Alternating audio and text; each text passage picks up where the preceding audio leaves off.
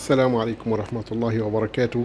كانت في ناس بتشتكي إن الفيديوهات بتاعتي قصيرة أو مش بتكمل لغاية الآخر.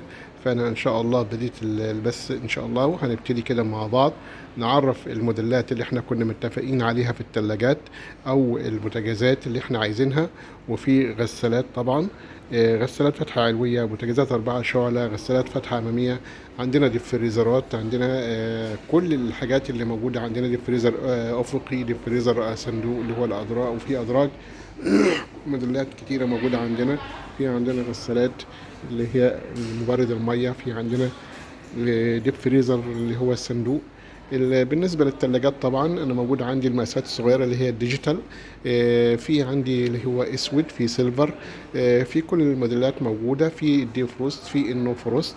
في مقاسات بتبتدي من 10 قدم بالنسبة للثلاجات، أو لو ميني بار برضو موجودة عندنا إن شاء الله بكل موديلاتها بكل انواعها. فهنبتدي نشرح مع بعضنا كل حاجة هنشوفها على الطبيعة، وكل حاجة بما يرضي الله.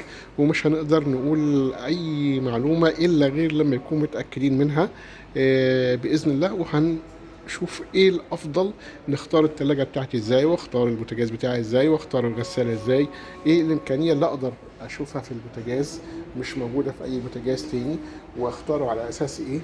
اختاره على اساس الموديل ولا الحجم ولا الامكانيات بتاعته، او على امكانياتي انا اختار ايه برضو على حسب زي ما انا عايز. فهنشوف دلوقتي ان شاء الله كل حاجة بالتفصيل. نبتدي.